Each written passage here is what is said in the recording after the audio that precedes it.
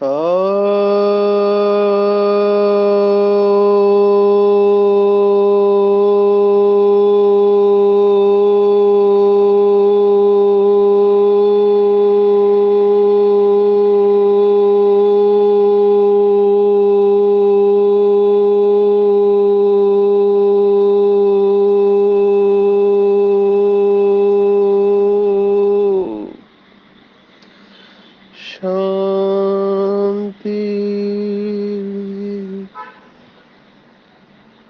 आज 13 जुलाई 2022 भारत में बुधवार है। Today is 13th July 2022 and it's Wednesday in Bharat. आज की मुरली का जादुई रहस्य स्वयं को प्रेरणा देने के लिए magical secrets of today's Murli for motivating the self. संगम युग पर केवल बाप ही नहीं लेकिन बाप के बच्चों के भी कमाल है। मुझे याद आ रहा है मधुबन में बड़ी दादी प्रकाशमणि दादी का क्लास चल रहा था और सभी भाई बहनें दादी को दिल से दुआएं दे रहे थे और दादी की महिमा कर रहे थे। तो दादी ने बहुत अच्छी बात सुनाई। दादी ने 2 शब्द कहे, एक है बनने वाले और एक है बनाने वाला। तो दादी ने सवाल पूछा कि किसकी महानता है, बनने वाले की बनाने वाले की। तो सभी ने कहा बनाने वाले की कमाल है। दादी ने कहा जरूर, वैसे देखा जाए तो दोनों की महानता है, बनने वाले की भी महानता है और बनाने वाले की भी महानता है। लेकिन अगर स्वयं को अहंकार से बचाना है, क्रेडिट से बचाना है, भारी होने से बचाना है तो हमेशा बनाने वाले शिव बाबा को बीच में रखना चाहिए या आगे रखना चाहिए। तो दादी ने भी यही कहा कि भले हम बच्चे महान हैं क्योंकि भगवान ने हमको चुना है ना, और हमने भी भगवान को पहचाना है। हालांकि हम बहुत भक्ति किया, हमको भगवान नहीं मिला। आखिर में हमारे बुलाने पर भगवान आया और उन्होंने हमको चुना है, तो ये हमारा भी भाग्य है। तो हम भी साधारण नहीं है क्योंकि भगवान अकेला कुछ नहीं कर सकता। भगवान को भी हैंड्स चाहिए, स्पेशली राइट हैंड्स चाहिए। तो बाबा ने हम सबको चुना है इतने विशाल कार्य के लिए, तो हमारी महानता भी है। लेकिन हैविंग सेड दिस, कमाल तो शिव बाबा की है। जो श्रीमद् भगवत गीता में वर्णन आता है कि पापियों में से भी पापी है, अजामिल जैसे पापियों का भी वो उद्धार करता है। हमने देखा 4थे अध्याय में 7वां 8वां श्लोक, केवल साधुओं का उद्धार नहीं करता है ना।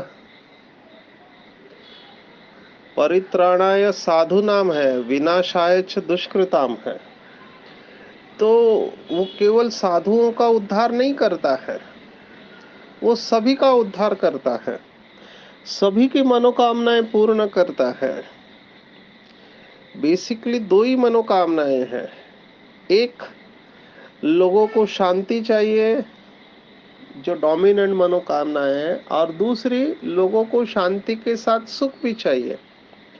तो केवल शांति चाहिए वो मुक्ति में जाएंगे, शांति के साथ सुख चाहिए तो वो जीवन मुक्ति में आएंगे। तो इसी को गति सदगति या मुक्ति जीवन मुक्ति कहा हुआ है। तो ये दोनों मनोकामनाएं बाबा संगम युग पर पूर्ण करता है। तो कमाल बाबा की है। तो जो ऐसे, अगर शास्त्रों में भी देखो तो शिव की बारात का गायन है, उसमें सभी दिखाए हैं, पिशाच दिखाए हैं, लूले लंगड़े सभी दिखाए हैं। लेकिन बाबा हमेशा कहता है कि हालांकि तुम मेरे सभी बच्चे हो और मेरा आखिरी बच्चे से भी उतना ही प्यार है जितना नंबर 1 बच्चे से है, लेकिन बाबा हमेशा चाहेगा कि बच्चे बाराती बनकर नहीं लेकिन साथी बनकर साथ में चले। और उसके लिए आज की मुरली में पावरफुल पॉइंट आई है। 2 शब्द है, एक्चुअली 3 शब्द है। हम सब जानते हैं बाबा के बच्चे कि आध्यात्मिक ज्ञान कनेक्टेड है। जैसे गुणों की आपस में यूनिटी होती है, अगर आप एक गुण धारण करो तो बाकी के गुण ऑटोमेटिकली आने लगते हैं।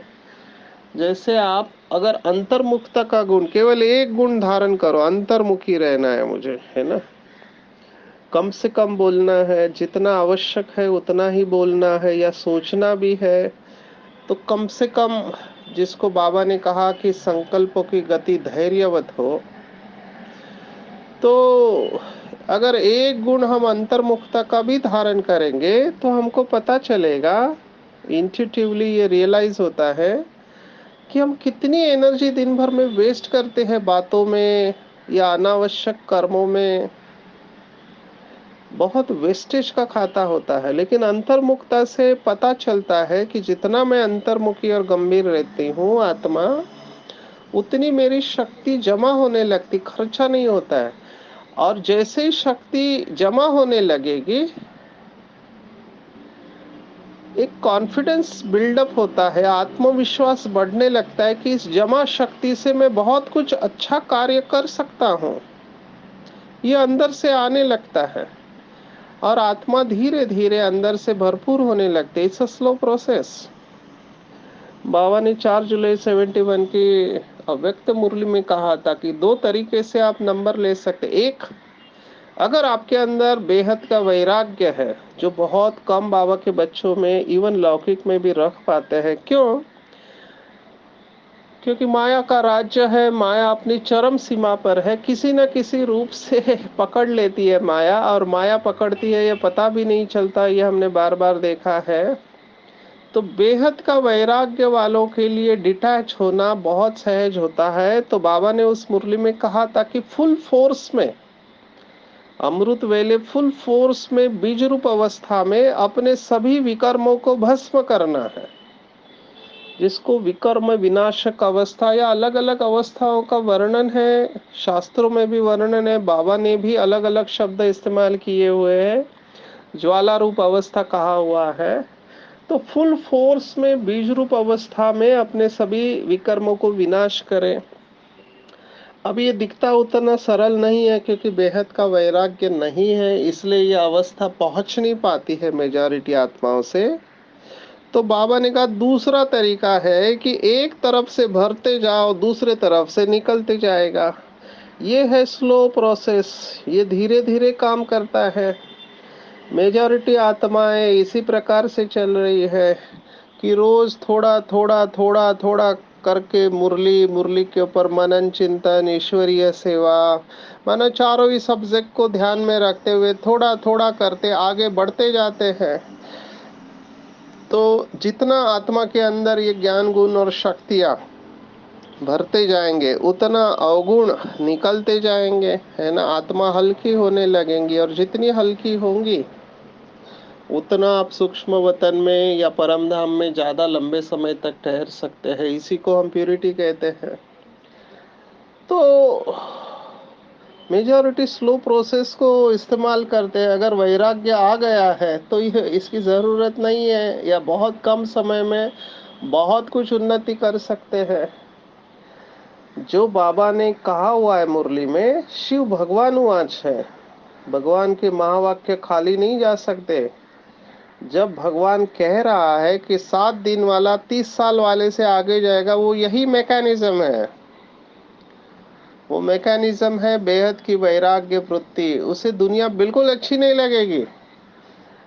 बिल्कुल एक है अपनी बुद्धि की रियलाइजेशन के आधार पर कि ये सब पतित दुनिया है, यहाँ पे एक भी पावन नहीं है, और कोई किसी को सुख दे नहीं सकता। सुख देना भी एक प्रकार का ट्रैप है, एक जाल है, बंधन उत्पन्न करता है यहाँ का सुख। इसलिए श्रीमद् भगवद गीता में हमने देखा त्रिगुण के बारे में हम स्टडी कर रहे थे, तो उसमें देखा सतोगुण है वो सुख से बांधता है। तो कलयुग में कोई भी कर्म है बंधन उत्पन्न करता है, लगता है सुख है लेकिन वो बंधन उत्पन्न कर रहा है, ये समझ में नहीं आता है। इसलिए बाबा बार बार बच्चों का अटेंशन खिंचवा रहे हैं, बच्चे किसी भी व्यक्ति और वस्तु को सहारा मत बनाओ अपनी अवस्था के लिए, अपनी तपस्या के लिए, क्योंकि सहारा विनाशी है और ये विनाशी सहारा कभी ना कभी छूट जाएगा, फिर तकलीफ होगी उस समय। बाबा को आखिर में बोलना पड़ा संडे की मुरली में कि ये सेंटर भी बाबा ने दिए हुए हैं, है ना। पहले क्या था हमारे पास, कुछ नहीं था, बाबा ने दिया है ना। तो भगवान ने दिया है तो भगवान ले भी सकता है, तो उसके लिए तैयार है। बाबा ने पूछा था, और इनफैक्ट एक बार बाबा ने ये सब करके दिखाया था। सभी निमित्त आत्माओं को बाबा ने ट्रांसफर किया था, ये सिर्फ चेक करने के लिए कि इनकी कितनी अटैचमेंट है। और हम इसको नेचुरल समझते हैं, इतना तो होता है, हमने इतना मेहनत करके सेंटर जमाया है ना, स्टूडेंट तैयार किए, सब वीआईपी की सेवा की और फलाना क्या क्या किया, लेकिन हमने किया या बाबा ने कराया हमारे द्वारा। तो ये भी एक पेपर होता है, और बाबा ने ये इशारा दिया था, सभी के लिए था, गृहस्थी वालों के लिए भी था, कुमार कुमारियों के लिए भी था, निमित्त आत्माओं के लिए भी था, कि हम जिस घर में रह रहे हैं, है ना, जिस कुर्सी को हम इस्तेमाल कर रहे हैं, जिस कार को इस्तेमाल कर रहे हैं, जो भी चीजें हम इस्तेमाल कर रहे हैं, है ना, जब वो नहीं होती है तब हमारी अवस्था क्या होती है, वो चेक करना चाहिए, तो पता चलेगा कि हमारी डिपेंडेंसी कितनी है इन चीजों के ऊपर या कुछ व्यक्तियों के ऊपर। मैं अपना ही अनुभव सुनाता हूँ। अभी बहुत समय से कार इस्तेमाल कर रहे थे, तो वो सेवा में जाते कार तो पड़ी रहती थी, तो इसे बताना नहीं चाहिए, लेकिन अभी पॉइंट आई है इसलिए बता रहे क्या होता है। तो दिया सेवा के लिए, तो अभी कार नहीं है और उसी में बारिश चालू हो गई है, मुंबई में तूफान बारिश है। तो अभी कार नहीं होती है तो पता चलता है कि कार के कितने फायदे होते थे। अभी माता जी को देखने जाना है, हॉस्पिटल में जाना है, तो टू व्हीलर पे से जाते हैं तो भीग जाते हैं पूरा, भीगने के बाद जुकाम होता है, बुखार आता है, फिर बस में जाना पड़ता है, ट्रेन में जाना पड़ता है, तो अनकंफर्टेबल, क्योंकि आदत नहीं थी, बहुत समय से कार में जाने की आदत थी। कार में क्या होता है, कपड़ा भी गीला नहीं होता है, आप एक डेस्टिनेशन से निकले दूसरे डेस्टिनेशन पर गए। तो फिर रियलाइज किया कि मुझे तो कार की आदत लग गई थी, अभी कार नहीं है तो तकलीफ हो रही है। तो ये मैं अपने अनुभव से आपको सुना रहा हूँ, है ना। ये तो अच्छा है बाबा ने ऐसे कमरे में रखा हुआ है जो 80 स्क्वायर फीट का है, जमीन पे सोता हूँ मैं, चटाई पे सोता हूँ। तो बेड की तो आदत नहीं है हमको, तो उसमें हम निभा लेते हैं, लेकिन ये कार की आदत थी। तो ये मैं आपको इसलिए सुना रहा हूँ, छोटी छोटी बातें हमको बंधन उत्पन्न कर सकती है, फिर उसमें सुख स्वरूप अवस्था से हम नीचे आ जाते हैं। तो चेक करना चाहिए कि आज जो व्यक्ति और वस्तु जिसके ऊपर हम डिपेंडेंट है, अगर वो नहीं रही तो हमारी अवस्था क्या होगी। कई लोग मैं देखता हूँ, जब रिश्तेदार या साथी का शरीर छूट जाता है तो खाली हो जाते हैं। हमारे पास एक युगल आते थे, युगल नहीं, पति आते थे, उनकी पत्नी सहयोगी थी, तो उसका शरीर छूट गया, तो इनकी अवस्था इतनी खराब हो गई कि रोने लगे, अभी मैं क्या करूं, कैसे करूं, और फिर आना छोड़ दिया उन्होंने, पागल जैसी अवस्था हो गई। तो ये भी एक प्रकार से डिपेंडेंसी हम समझ सकते हैं कि बहुत साल शादी के बाद साथ में रहे, तब वो आत्मा जब शरीर छोड़ती है तो जीवन का हिस्सा बन चुकी होती है, तो वो जब चली जाती है तो दुख सहन नहीं होता है, खालीपन आता है। खालीपन इसलिए आता है क्योंकि जीवन का एक हिस्सा बना दिया था उस व्यक्ति को। इसलिए बाबा बार बार कह रहे हैं कि बच्चे किसी भी देहदारी को याद नहीं करना है, शरीर का भान भी भूल जाना है, दूसरे का छोड़ो अपने शरीर का भान भूल जाना है, तभी अंतिम समय में नंबर 1 ले सकते हैं। और अगर किसी देहदारी को याद किया तो फिर वहां जन्म लेना पड़ेगा। तो ये बाबा ने स्पष्ट किया है। तो आज की मुरली में जो 2-3 शब्द आए उसमें एक शब्द जो मेरा पर्सनल फेवरेट शब्द है वो है, बाबा ने स्पष्ट कहा कि तीव्र पुरुषार्थी के लिए कौन सी स्थिति चाहिए, तो बाबा ने एक शब्द इस्तेमाल किया, साक्षी अवस्था।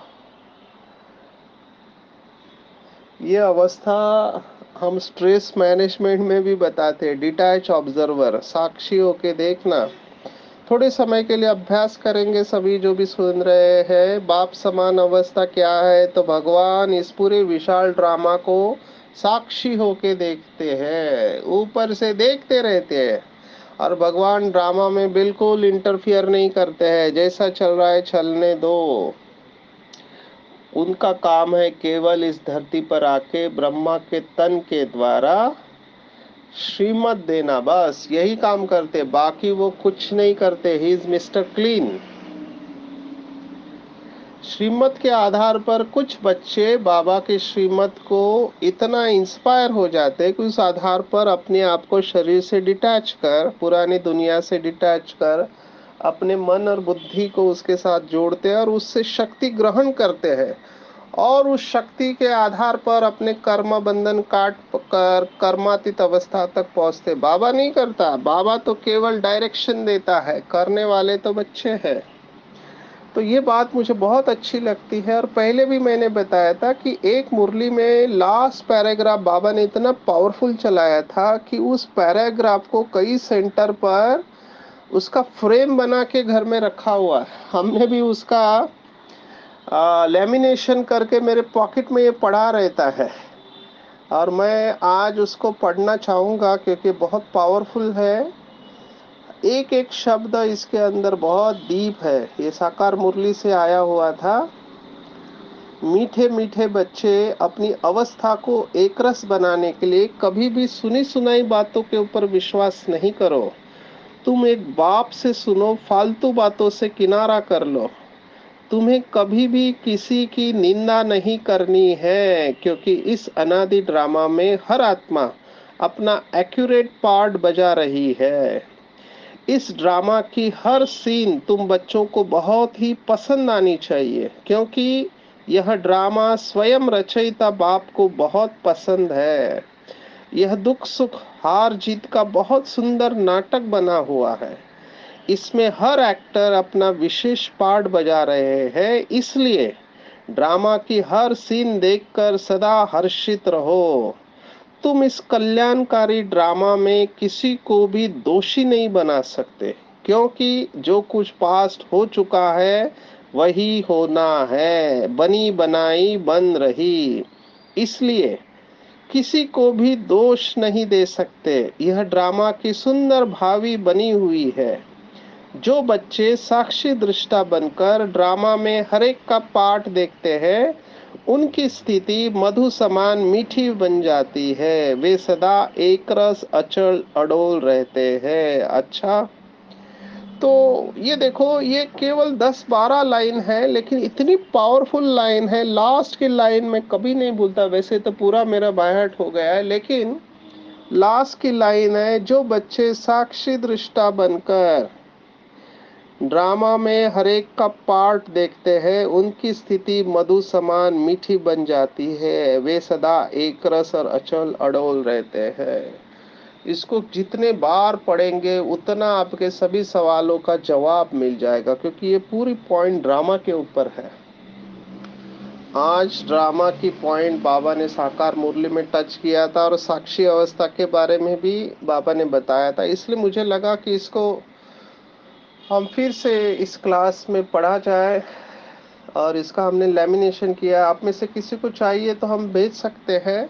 और इसको लैमिनेट करके पॉकेट में रखना है, बीच बीच में इसको पढ़ते रहना चाहिए। मुझे ये पढ़कर बहुत शक्ति मिलती है, क्योंकि जब भी कोई ऊपर नीचे होता है मैं वाक्य पढ़ता हूँ, ये दुख सुख हार जीत का बहुत सुंदर नाटक बना हुआ है।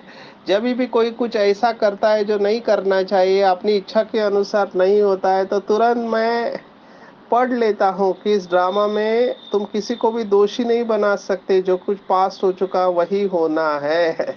तो तुरंत फुल स्टॉप लग जाता है कि जब भी कोई कुछ ऐसा करता है नहीं करना चाहिए, है ना। और कुछ लोग निंदा करने जाते हैं तो तुरंत ये बात बाबा ने कहा, बच्चे तुम्हें किसी की निंदा नहीं करनी है, क्योंकि हर आत्मा अपना एक्यूरेट पार्ट प्ले कर रही है। कोई फालतू बातें सुना रहा है तो बाबा ने कहा फालतू बातों से किनारा कर लो। कोई सुनी सुनाई तो बाबा ने कहा सुनी सुनाई बातों पर विश्वास नहीं करो, आपकी अवस्था खराब हो जाएगी। एक एक शब्द बहुत पावरफुल है। और आज बाबा ने जो शब्द इस्तेमाल किया है, आस्तिक और नास्तिक, है ना।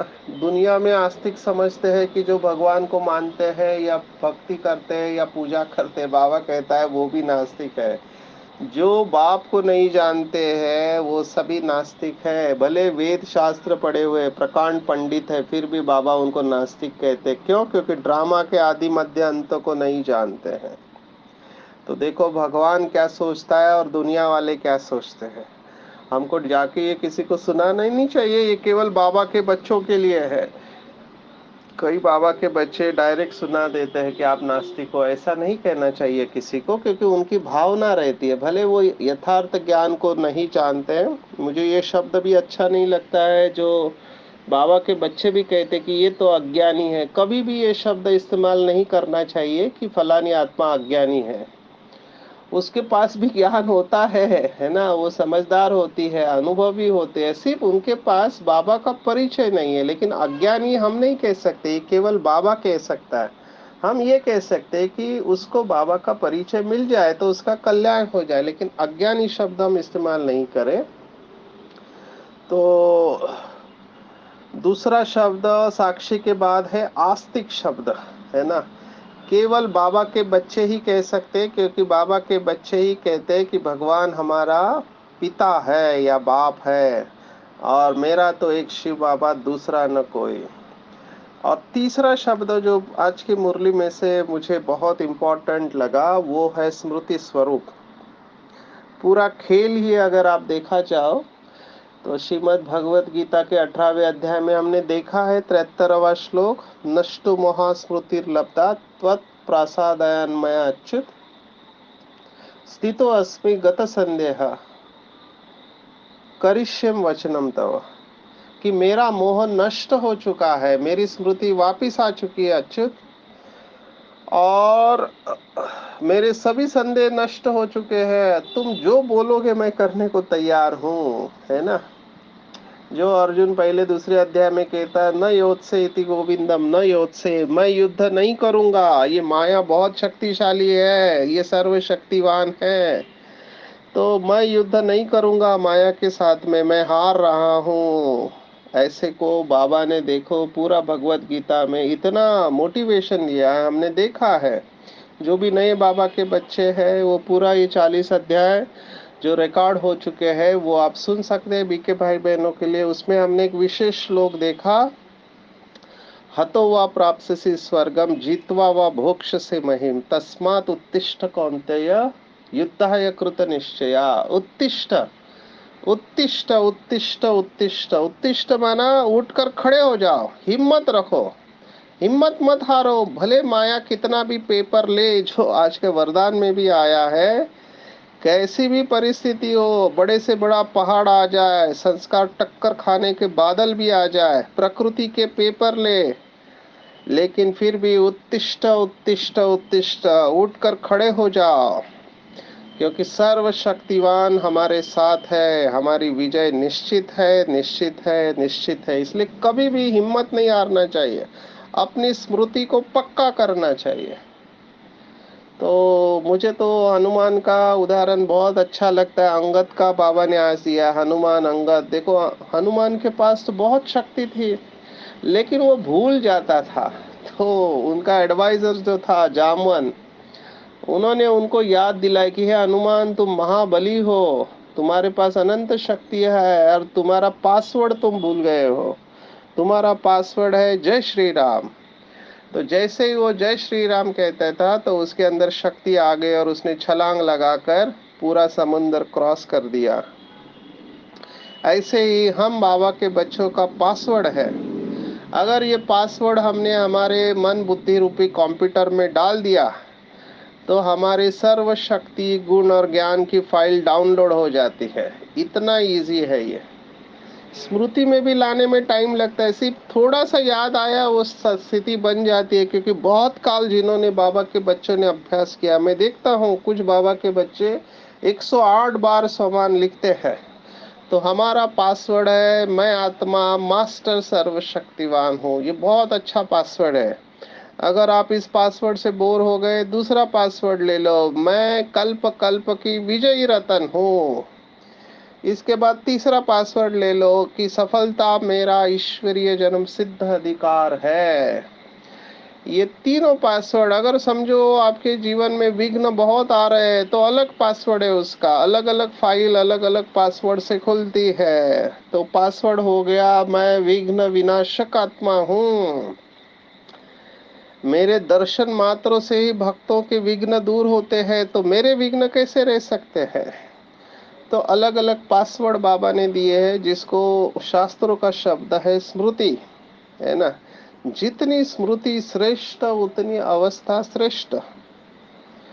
तो जो सदा शक्तिशाली विजयी रह सकते हैं जो स्मृति स्वरूप है, और ऐसी आत्माओं का पुरुषार्थ सहज रहता है। उनको कभी भी कोई भी मेहनत नहीं, कठिनाई नहीं, एकदम नेचुरल उनकी अवस्था रहती है। अंगद की स्टोरी भी बहुत मोटिवेशनल है। अपने क्लासेस में मैं विशेष सुनाता हूँ क्योंकि मुझे स्वयं इससे प्रेरणा मिलती है। आप सब जानते हैं अंगद ने रावण के दरबार में पैर जमा दिया और रावण को आह्वान दिया कि रावण, तुम्हारे दरबार में कोई भी हो जो मेरा पैर हिला दे तो हम सीता को हार जाएंगे। देखो कितनी मोटिवेशनल स्टोरी है। सभी आए, मेघनाथ भी आया जिसने लक्ष्मण को मूर्छित किया था, महारथी क्वालिटी, लेकिन वो भी हिला नहीं पाया। स्वयं रावण भी हिला नहीं पाया। आप सोचो, यहाँ तक तो भक्ति मार्ग की कहानी है, आगे ज्ञान मार्ग की कहानी है। अंगद जब वापस आया तो उसके दोस्तों ने उसको पूछा कि अंगद, तुमने इतनी हिम्मत कैसे की। समझो गलती से भी तुम्हारा थोड़ा भी पैर हिल जाता तो हम सीता को तो हार चुके होते हैं। तो अंगद का जवाब बहुत सुंदर था। अंगद ने कहा, इसमें कौन सी बड़ी बात है, पहले मुझे बताओ सीता है किसकी। तब अंगद ने कहा, सीता तो राम की है। तो अंगद ने कहा, फिर मुझे क्या करना है, मैंने तो पैर जमा दिया, अभी जिसकी है वो बचावे। दैट इज द कॉन्फिडेंस, इसको कहते हैं निश्चय बुद्धि। तो हम सब बिल्कुल निश्चिंत रहे क्योंकि हमको ज्ञान में बाबा ने लाया है, तो जिम्मेवारी बाबा की है। हमारी जिम्मेवारी इतनी है कि मन और बुद्धि बाबा को सौंप दे और हर क्षण हर सेकंड हर संकल्प हर श्वास बाबा की याद में रहे कि बाबा आप मुझे चला रहे हो, मैं निमित्त हूँ बाबा, आप करण करावनहार है। आपने मुझे इस घर में रखा है, इस शहर में रखा है, इस ऑफिस में रखा है। आप मेरे द्वारा जो सेवा लेना चाहते हो ले लो बाबा, मैंने आपको मन और बुद्धि सौंप ली है। अगर मेरे से कोई गलती भी हो रही है तो आप मुझे संभालो बाबा। मैं निमित्त हूँ पर मैंने आपको पहचान लिया है। मेरी कोई भी इच्छा नहीं है, मेरी एक ही इच्छा थी कि पार ब्रह्म में रहने वाला शिव बाबा मुझे मिल जाए और मुझे मिल गया। इसलिए मैं अब घर चलने के लिए तैयार हूँ बाबा, आप मुझे यूज करो। तो ऐसे बाबा के निमित्त निर्माण निर्मोही बाबा के बच्चे जितना स्मृति स्वरूप बनते जाएंगे उतना वो फुल स्टॉप जल्दी लगा लेते हैं और उनके अंदर अलबेलापन कभी नहीं आता। और वो ऐसे गुप्त पुरुषार्थ करते हैं कि ज्ञान की पराकाष्ठा पर पहुंच जाते हैं, सर्वोच्च अवस्था का अनुभव करते हैं। वो कभी ये नहीं कहेंगे कि ड्रामा में होगा तो पुरुषार्थ कर लेंगे, बिल्कुल नहीं। वो ड्रामा को मास्टर बन के क्रिएट करते हैं क्योंकि वो समझते हैं कि मैं रचयिता बाप का बच्चा मास्टर रचयिता हूँ। और मैं परिस्थिति को निर्माण करने वाला हूँ। भले परिस्थिति कुछ भी हो, लेकिन उसको रिस्पॉन्ड करना, प्रतिसाद देना मेरे हाथ में है। मेरा कुछ भी नहीं है। कोई भी देहधारी मुझे आकर्षित नहीं कर सकता, न व्यक्ति न वस्तु। और मैं संपन्न और संपूर्ण हूँ, केवल बाबा की याद में ही रहूँगा। मेरा तो एक शिव बाबा, दूसरा न कोई, ऐसे कहकर वो हमेशा अपने आप को साक्षी अवस्था में रखेंगे, जिससे साथी बाप हमेशा उनके साथ में रहते हैं और हमेशा उड़ने और उड़ाने वाले बनेंगे। अच्छा, आज 13 जुलाई 2022, आज की मुरली के ऊपर मेडिटेशन। अपने आप को बिल्कुल हल्का छोड़ देंगे। सिर से लेकर पाँव के अंगूठे तक संपूर्ण शरीर बिल्कुल हल्का। ध्यान अपने आप दो आंखों के बीच में। स्वयं को महसूस करेंगे कि मैं अशरीरी आत्मा हूँ। शरीर अलग है, मैं अलग हूँ। मुझे अशरीरी बनना ही नहीं है, मैं हूँ ही अशरीरी। इस शरीर के पहले भी मैं थी। ये शरीर एक दिन जाने वाला है, उसके बाद भी मैं रहने वाली हूँ। मैं अविनाशी हूँ, अजर हूँ, अमर हूँ। मैंने परमात्मा को पहचान लिया है और मेरा सच्चा सच्चा पिता है। मैं सर्वशक्तिवान बाप के साथ कंबाइंड हूँ। सर्वशक्तिवान बाप की संतान, मास्टर सर्वशक्तिवान हूँ। मेरे अंदर सर्व शक्तियाँ समा रही है। मैंने अपना सब कुछ भगवान को दे दिया है। मेरा कुछ भी नहीं है। मेरी एक ही इच्छा थी कि शिव बाबा मुझे मिल जाए और वो मुझे मिल गया। चाहे कैसी भी परिस्थिति आए, कितना भी बड़ा पेपर आए, संस्कारों का पेपर आए, प्रकृति का पेपर आए, या और कोई भी पेपर आए, सर्वशक्तिवान हमेशा मेरे साथ है। इसलिए मेरी विजय निश्चित है। मैं कल्प कल्प की विजयी रतन आत्मा हूँ।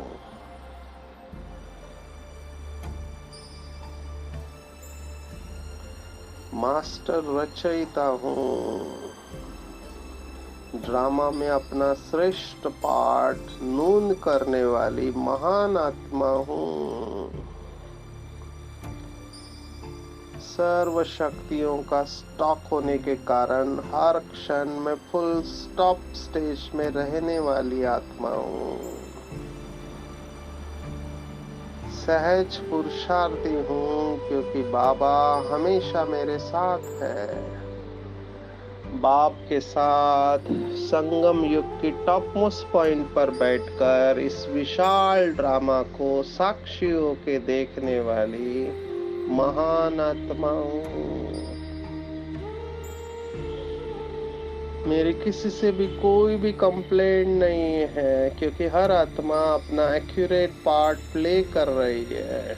ये बहुत सुंदर नाटक बना हुआ है, जो मुझे बहुत अच्छा लगता है। मैं हर आत्मा का पार्ट साक्षी होकर देख रही हूँ। इसलिए मेरी स्थिति मधु समान मीठी, एक रस, अचल और अडोल रहती है। मुझे बहुत हल्का लग रहा है। मैं अब निश्चिंत हूँ। ओम शांति शांति शांति। सर्वशक्तिवान बाप हमेशा मेरे साथ है। बाप दादा मुझे दृष्टि दे रहे हैं और बाबा ने अपना वरदानी हाथ मेरे सिर के ऊपर रखा है। बाबा मुझे वरदान दे रहे हैं कि बच्चे, तुमने कल्प कल्प माया के ऊपर विजय प्राप्त की है।